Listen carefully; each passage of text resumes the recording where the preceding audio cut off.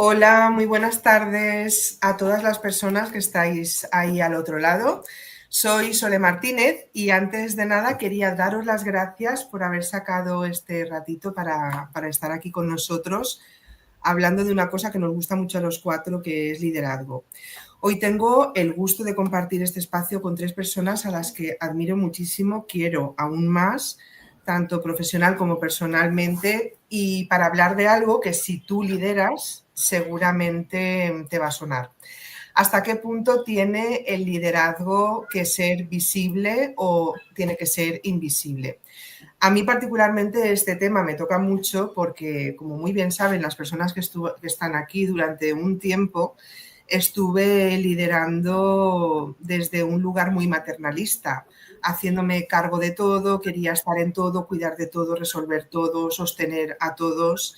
Y no me daba cuenta de que esa presencia constante también impedía que otras personas pues mostraran su potencial. Así que, bueno, con mucha ayuda también solté y al soltar empecé a descubrir que hay muchos talentos que estaban ahí ocultos esperando encontrar su espacio. Así que hoy, más que cualquier otra cosa, no vamos a estar dando respuestas, sino que lo que vamos a abrir es debate y a lo mejor terminamos con más ideas de las que hemos venido en la cabeza. Vamos a abrir conversación y a debatir. Y bueno, como vamos muy ajustados de tiempo, el tema da para muchísimo, que ya hemos estado hablando y sabemos que nos pasaríamos horas hablando de esto. Nos vamos a centrar la charla en intentar hacerla en el tiempo que me he comprometido y si al final nos queda un hueco sí que abriremos para preguntas y si no, pues por el LinkedIn podemos continuar discutiendo y hablando del tema, ¿vale? Y bueno, sí que quería decir, como decía una frase que decía Karajan, que es un director de orquesta, que decía que el arte de dirigir consiste en saber cuándo hay que abandonar la batuta para no molestar a la orquesta. Y me gustó mucho porque viene muy a cuento en la sesión, en el webinar de hoy. Así que con esta frase os presento a los tres invitados de hoy. Empiezo por José, un líder. Hola José, bienvenido. Un líder con un conocimiento profundo de cómo funcionan las organizaciones y bueno, todos los que hemos estado con él sabemos que cada reunión es una masterclass sobre organización y sobre estrategia.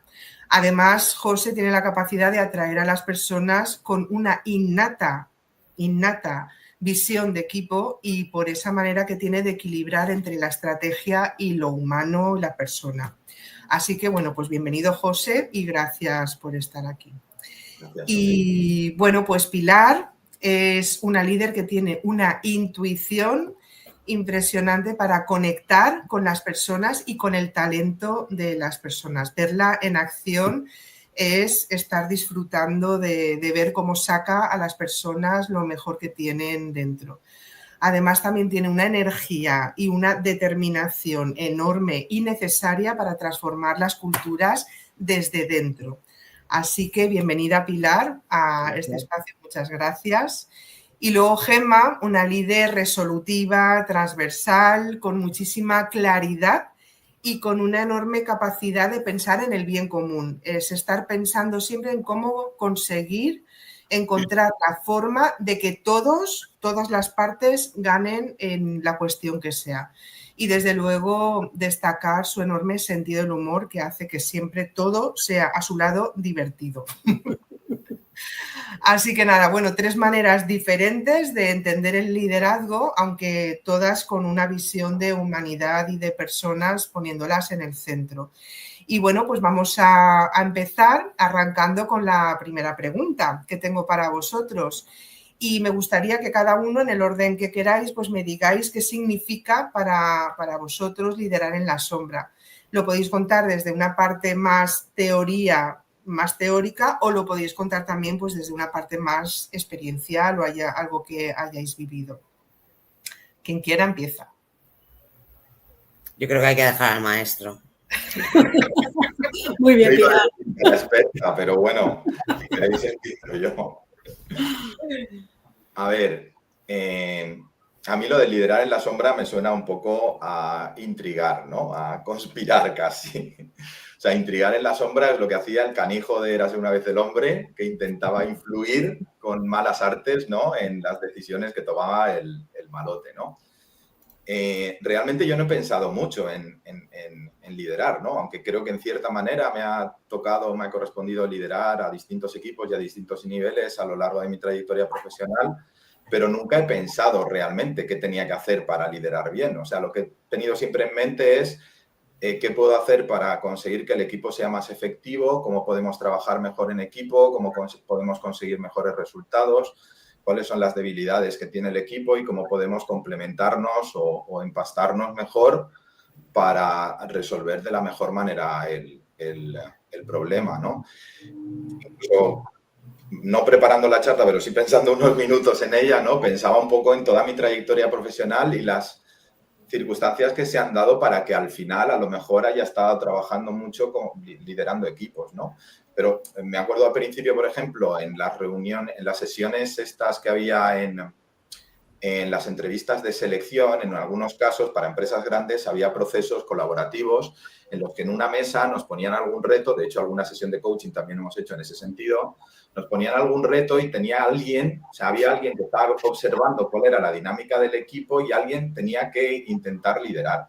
Yo creo que era una situación súper incómoda porque éramos gente sin confianza y muchas veces, a lo mejor, desde luego yo no me sentía cómodo diciendo un poco qué es lo que teníamos que hacer, pero un poco conocía al resto de los integrantes de la mesa.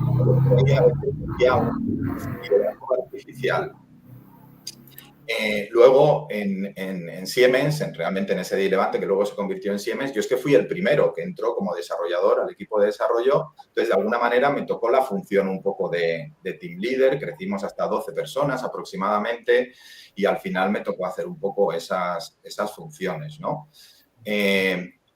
Por circunstancias, tampoco de liderazgo ni de emprendedurismo natural, montamos una empresa empujados un poco por los clientes, es la pura realidad.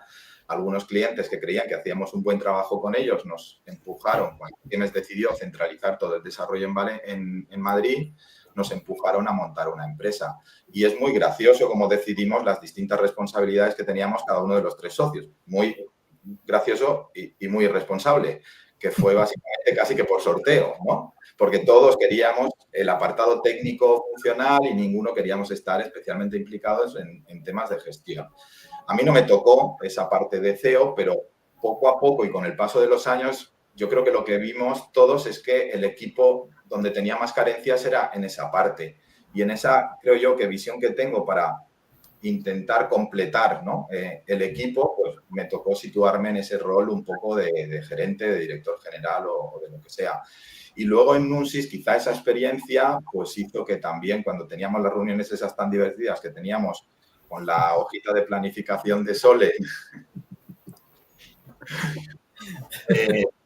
en la sala, en la salita esta que estaba al lado de la sala grande donde nos reuníamos, pues bueno, yo creo que igual tenía una experiencia distinta a la que teníais vosotras y quizá me hizo más fácil que también asumiera ciertas funciones, ¿no? Primero de dirección técnica y luego de dirección de operaciones.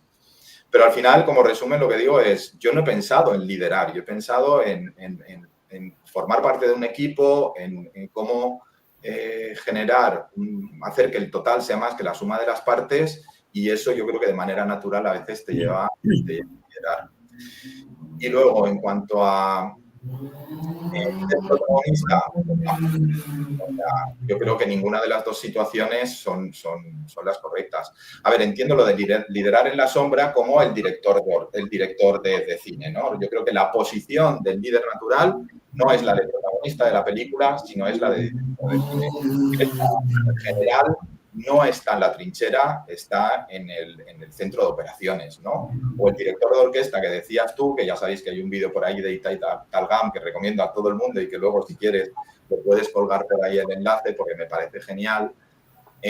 No toca ningún instrumento, simplemente se limita, entre comillas, a hacer que los distintos maestros trabajen como o suenen casi como un único instrumento, ¿no? Entonces, esa es la labor que yo creo que se puede hacer. Entonces, En la sombra no. Protagonista, pues tampoco. Muy bien. Pues con esto que ha contado José, ¿quién sigue? Yo sigo, pero yo lo he pensado desde el punto de vista de qué me he encontrado en mi vida profesional, ¿no? Es verdad que lo de liderar en la sombra tiene una connotación negativa, a lo mejor ahora menos, que si lo piensas, pues parece, como decía José, ¿no? Es el manipulador que por detrás está liderando. Pero yo me he encontrado muchas veces, desde mi experiencia de trabajar con gente que está en proyectos, tanto dentro de la organización como fuera, en los clientes, personas que estaban liderando o que estaban siendo líderes y que estaban provocando cambios o evitando cambios, ¿vale? Incluso personas que teníamos en la organización que ellos no querían liderar, pero eran líderes innatos. Y entonces no quiero decir que sea un liderazgo en la sombra con esa parte negativa, pero sí que veo que hay una parte de que hay unas personas que tienen esa capacidad tan innata que ese liderazgo en la sombra, pues encuentro que tiene esa parte positiva, ¿vale? Y que no quieren ni titulitos, que no quieren, no me pongas de responsable de nada. Todos tenemos en la cabeza personas. Pero creo que es un liderazgo que se ejerce en la sombra, pero más que en la sombra, de manera innata, pero con una connotación positiva. En cambio, el liderazgo protagonista creo que hace falta en ciertos momentos y que es necesario, pero en mi experiencia, no tanto ahora, a lo mejor más en el pasado, cuando un líder era muy protagonista, pues parecía que tenía más ambición por aparentar que realmente por liderar. No sé, esa es mi experiencia, ¿no? Lo que he pensado. El liderazgo en la sombra, antes creo que tenía una connotación muy negativa por la manipulación, pero creo que también es de valorar los líderes que de forma innata, sin tener títulos, están apoyando y están moviendo cambios y están generando ese cambio, ¿vale? También puede ser que ocurra, o sea, que en la sombra estén haciendo el anticuario, ¿no? Es mi experiencia. Pues muy interesante ese punto de vista, Gemma. ¿Y tú, Pilar? Pues es espectacular. Mira que me gusta a mí ver cómo cada uno con el reto que nos lanzaste, pues lo hemos enfocado desde una perspectiva distinta. Por supuesto, desde nuestra experiencia vital. Yo, cuando nos propusiste este reto, lo primero que se me vino a la cabeza es depende. Nosotros como líderes, realmente lo que tenemos que hacer es estar atentos, observar y saber en cada momento qué se requiere de nosotros.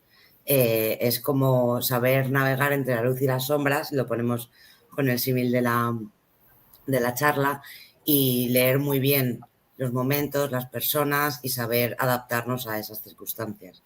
Poniendo dos escenarios que para mí son muy claros, que te permiten tomar esa decisión de dónde me pongo, si delante o detrás, si empujo desde atrás o lidero desde adelante, es por una circunstancia es cuando hay una estabilidad en la organización, en la estrategia y en las funciones y tareas de las personas. En ese momento es bueno posicionarse detrás, dejar que la gente haga, porque son los expertos y saben cómo tienen que trabajar, pero en momentos de cambios, de transformación, de nuevos retos, creo que el líder tiene que estar delante, abanderando, acompañado con su equipo, comunicándose con ellos, pero intentando que todo eso se sitúe, se asiente y que les permita trabajar en un entorno seguro, confiable y claro.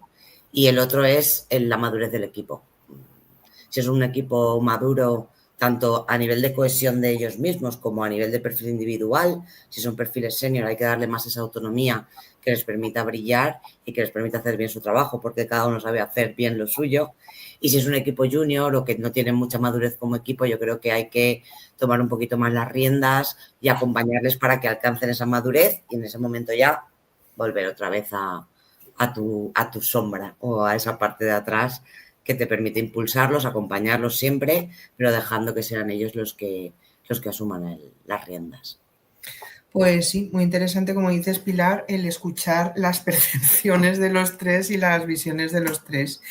Y bueno, justamente eso nos lleva a la siguiente ronda de preguntas, que aquí sí que os pregunto a cada uno José, en tu caso, tú que has liderado equipos y organizaciones donde la estrategia y la visión global son clave, ¿cómo encuentra un líder el equilibrio entre marcar rumbo sin acaparar protagonismo? Un poco lo que estaba diciendo también Pilar. ¿Cómo encuentras el equilibrio?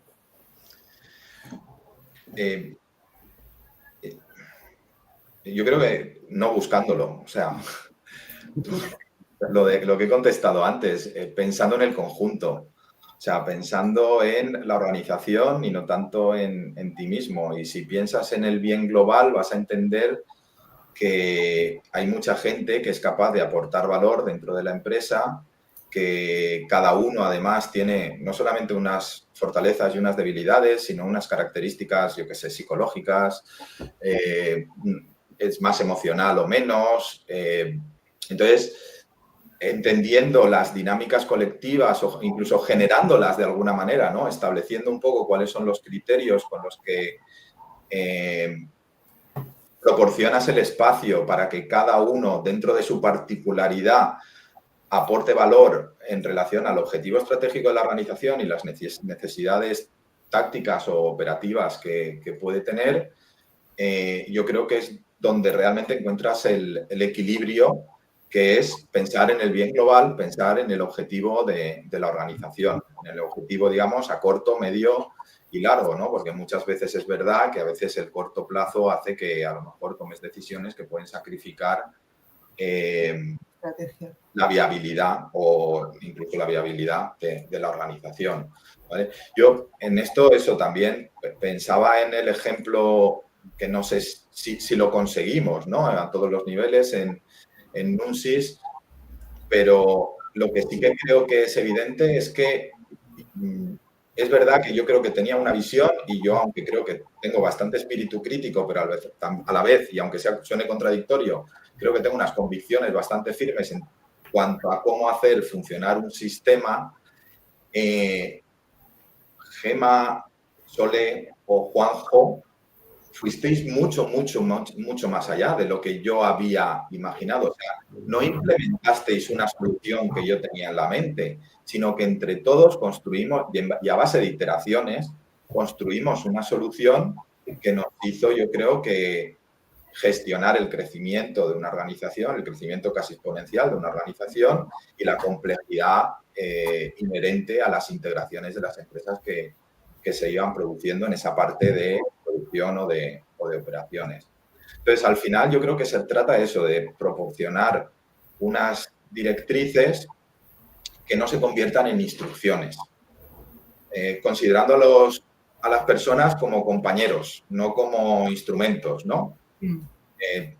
Estando disponibles siempre para el equipo. O sea, quizá ese rol de facilitador, que es algo que no es algo que únicamente tenga que hacer un líder, pero que sí que tiene que hacer un líder en determinadas circunstancias o situaciones, yo creo que es importante. Y luego yo creo que hay una cuestión fundamental, que es que hay que estar cuando hay que definir, diseñar y ejecutar, pero a la hora de ponerse las medallas hay que estar más bien ausente, ¿no? O sea, el momento es estar a las duras y no tanto a las maduras, y estar en los momentos de construir. O sea, a mí me encanta cuando veo un entrenador de fútbol que cuando consigue, o de baloncesto, que cuando consigue un éxito lo celebra con su equipo de entrenadores, pero no sale a la cancha a recibir el aplauso del público, sino que deja que sean los verdaderos protagonistas, porque esos sí que son protagonistas, los que reciben el aplauso.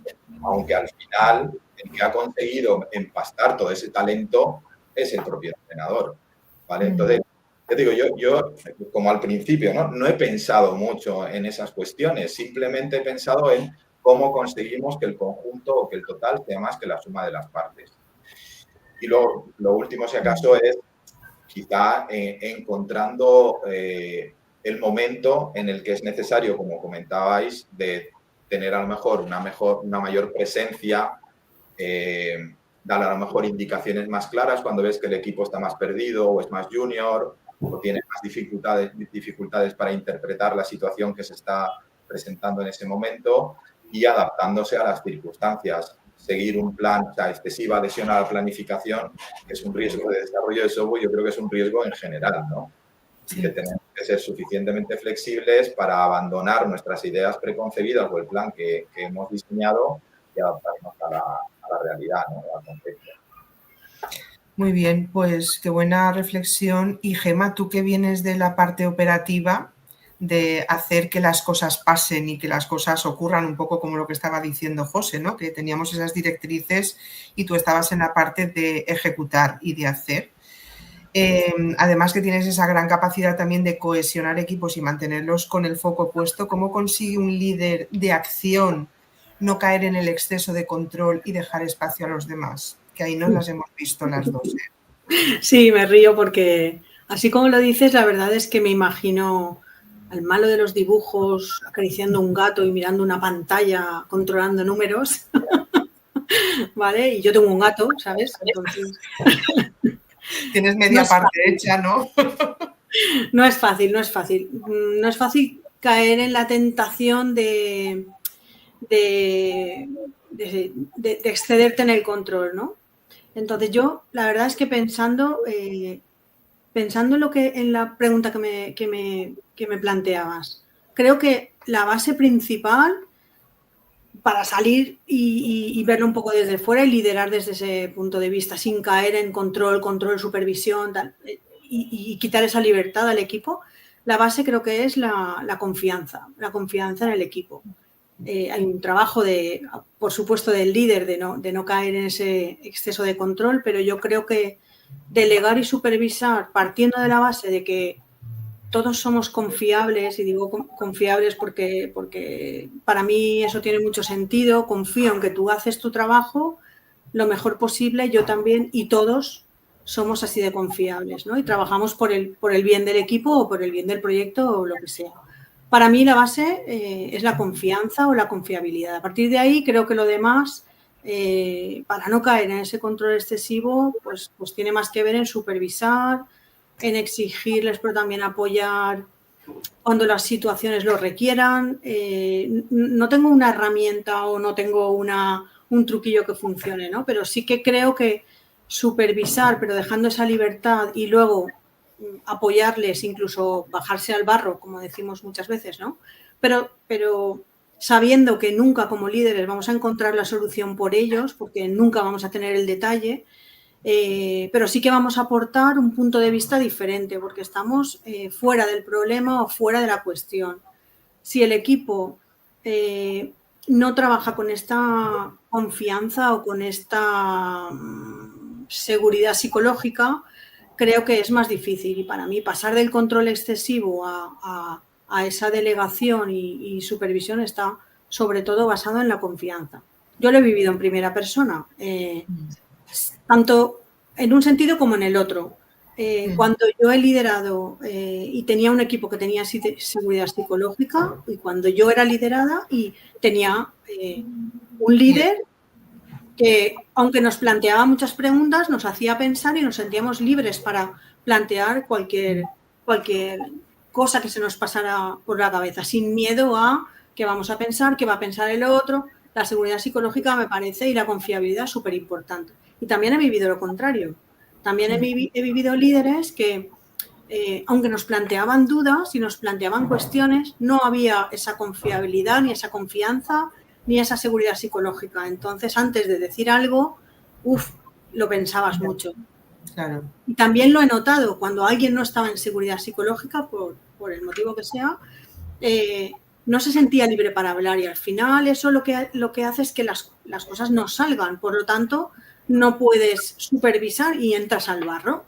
Y al final eso es lo que he sentido, ¿no? Cuando me han liderado sin esa seguridad, creo que ha sido un factor determinante. Al final ha entrado al barro porque la persona no estaba sintiéndose segura, ¿no? Hay muchas cosas que podemos hacer, pero para no entrar en el control, además de la autogestión, creo que hay un autor que se llama Lencioni que ha escrito un libro que es el de las 5 disfunciones de los equipos, y la primera de las disfunciones, que es la base de la pirámide, que a partir de ahí todas las disfunciones van una detrás de otra como el dominó. La primera disfunción es la desconfianza.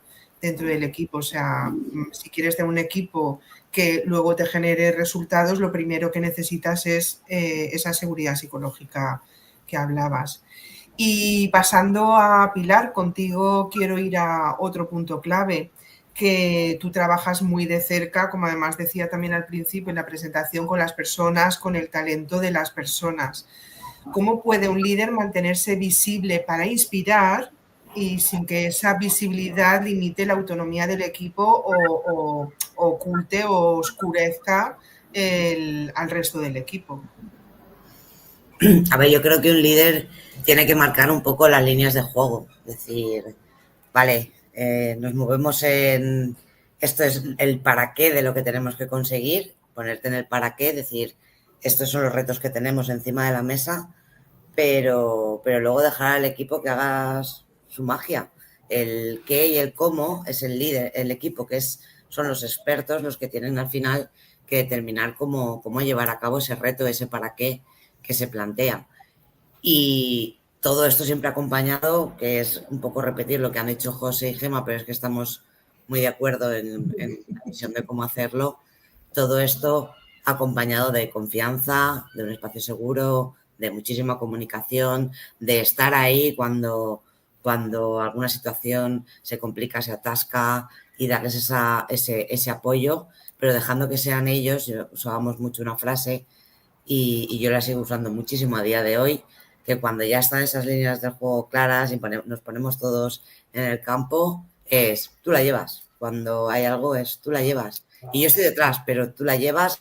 Yo creo que es muy importante trabajar cada uno de nosotros desde nuestra vida, nuestro trabajo, es nuestra responsabilidad. Si le damos también ese enfoque a la gente y le das ese espacio de confianza y le dices, tú la llevas, tú eres el responsable, tú puedes, se producen esos momentos mágicos y hacen que las cosas salgan. Es que al final escucho a ellos y digo, es que estamos muy de acuerdo, cada uno tal vez desde nuestra posición, pues tenemos una visión un poquito más enfocada en lo que nosotros hacemos en nuestro día a día, pero la esencia es la misma.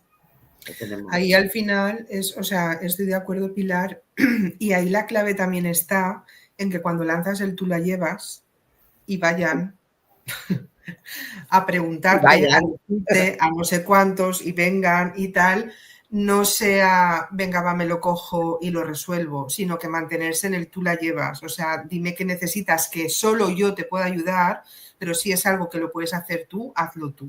Entonces ahí también hay un trabajo interior del líder de verdad dejar el tú la llevas en tú la llevas. Que muchas sea veces, real, ¿no? El tú la llevas que sea real. Claro, que muchas veces, además es que me estoy encontrando mucho en procesos ahora con líderes que están sobrecargados, digo, me suena un poco, no sé por qué, pero me suena un poco, ¿no? Por lo que sea. Están sobrecargados y están, sí, haciendo el trabajo del tú la llevas, pero al final cuando vienen con el primer problema, lo que sea, es como, uy, que esto se me va a desviar, que se me va a ir de madre, que no sé cuánto, resuelvo y hago. Entonces, no es decir, espera y a ver qué pasa, déjalo correr y a ver qué pasa, con cosas pequeñitas que no vayan a generar un roto gordo, evidentemente. Sí. Pero hay en muchos casos solo es escucharlos, entender qué les pasa y hacerles dos preguntas que les vuelvan a situar en ese punto de autoconfianza que les permita continuar, y la mayoría de las veces es eso. Totalmente. Sí, pero también a veces te encuentras en situaciones en las que te dejan caer algo, en la que no tienes suficiente contexto, suficiente información, suficiente formación a veces, y eso también es injusto, ¿no? Yo digo, con los juniors tú no le puedes dar un trabajo que no esté suficientemente practicado. Tienes que darles orientación y guía, tienes que darles la formación previa, tienes que darles soporte, tienes que ayudarles a validar que el trabajo y a darles feedback de que el trabajo que han realizado está bien hecho, ¿no? O sea, al final es un mix. Y es que al final casi todo se trata de grises, ¿no? De equilibrio. De encontrar el equilibrio. Lo más difícil. Y una cosa, para ir cerrando ya, ¿tenéis algún tip que le podríais decir a un líder para encontrar precisamente ese equilibrio entre el estar más visible, presente y el estar más invisible y en la sombra? ¿Algún tip? Algo que puedan decir, vale, esto me lo llevo y mañana lo implemento ya, lo pongo en marcha. Pues yo diría, por hacer una frase de Azucarillo, Venga. Escuchar y observar al equipo para saber en qué momento, como decíais antes, ¿no? En qué momento es el de dar un paso adelante, en qué momento hay que apoyarles, en qué momento hay que quedarse detrás. Yo diría observar y escuchar, pero escuchar no para replicar, escucha activa. Ya. La escucha esa que no es de tengo preparada ya la respuesta como los adolescentes, ¿no? Que están pensando ya qué te van a decir. ¿Qué más tenéis? Yo, lo que pasa es que me repito mucho, pero yo creo que es sobre todo estar a las duras y dar protagonismo al equipo en las maduras, estar en esa preparación y ejecución, pero ser casi invisible en la celebración. Me gusta mucho también lo que ha dicho Gemma de escuchar. Yo también lo había dicho precisamente para adaptarte, para saber un poco cómo reaccionar, tienes que entender lo que está pasando y muchas veces, bueno, lo que en Lean se llama pasear el Gemba, o sea, no puedes estar muy distante de lo que es la acción sin entender realmente lo que está pasando en tu organización. Y luego también quería decir una cosa, aunque no está directamente relacionada con la pregunta, pero yo creo que al final se trata de capas de contexto, ¿no? Porque yo decía que a lo mejor yo tenía una idea, algunas directrices que vosotros ampliasteis enormemente y ejecutasteis mucho más allá de lo que yo hubiera sido capaz o hubiera imaginado, pero yo tenía una capa por encima que la ponía a Pilar. O sea, realmente la cultura de la organización, es verdad que también tiene ciclos de realimentación, pero al final es súper importante estar en sintonía con las capas de culturales, ¿no? O las directrices, los valores que la organización tiene y cómo al final va a determinar todo eso el comportamiento de la gente, ¿no?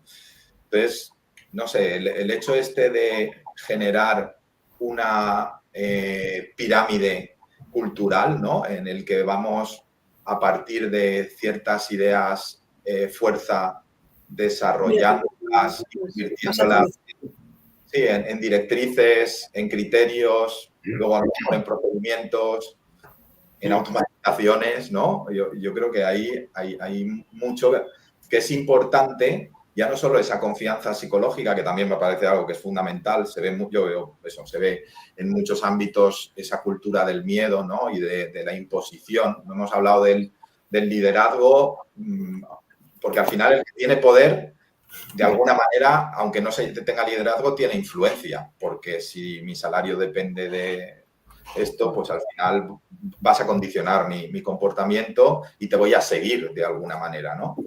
Entonces, bueno, todas esas cuestiones yo creo que al final determinan cómo el espacio en el que desarrollamos la actividad profesional se convierte en un espacio de colaboración, de realización y de productividad, o se convierte en un empleo. ¿Y tú, Pilar? Yo diría que no hay una regla mágica, lo siento, es así. Siempre recuerdo, y José no sabe la de veces que me vienes a la cabeza, un día que estábamos los dos conversando y me dijiste, si es que dentro de mi puesto yo tengo tres responsabilidades muy marcadas, que por un lado es la pata tecnológica, por otro es la pata de procesos y estrategia, y la tercera es la gestión de personas, y sin duda la más complicada es la gestión de personas porque no hay una regla mágica. Entonces yo lo que diría como consejo es empatiza mucho, preocúpate de entender a cada persona de tu equipo y ponte tú también en su piel de cuando tú estabas en esa situación en algún momento y qué líder te hubieses querido para ti en esa situación. Entonces no hay una regla escrita, céntrate en conocer a las personas, en empatizar, en escucharlas, como ha dicho Gemma, y construir desde ahí. No hay nada que tengas ya que te lo va a permitir. Vas a tener que ir adaptándote, seguir aprendiendo, hacer el viaje del héroe y seguir aprendiendo con cada persona que tengas en tu equipo. Yo he aprendido un montón de vosotras dos. Y nosotros. Hombre, y nosotros. Yo más, claro. y yo más. Bueno, pues muchas gracias. Al final no se genera debate porque estamos de acuerdo los 4. No, pero sí puntos de vista que al final Puntos de vista confluyen. diferentes, pero para al final volver a repetir que el generar confianza, para generar esa confianza, la observación, la escucha, la empatizar también y dar ese espacio de realización que decía José también a las personas. Y bueno, pues nada, quería daros las gracias, José, Pilar y Gemma. Os quiero un montón. Gracias por vuestras miradas, por vuestra generosidad y luego también gracias a las otras personas que nos han estado escribiendo por ahí mensajillos, personas que también queremos mucho. Y bueno, pues si os habéis quedado con reflexiones, preguntas o lo que sea, por LinkedIn continuamos la conversación. Y nada, muchísimas gracias de corazón y recordad que hemos venido a jugar. Gracias. Hasta la próxima. Hasta la próxima. Chao. Gracias. Adiós.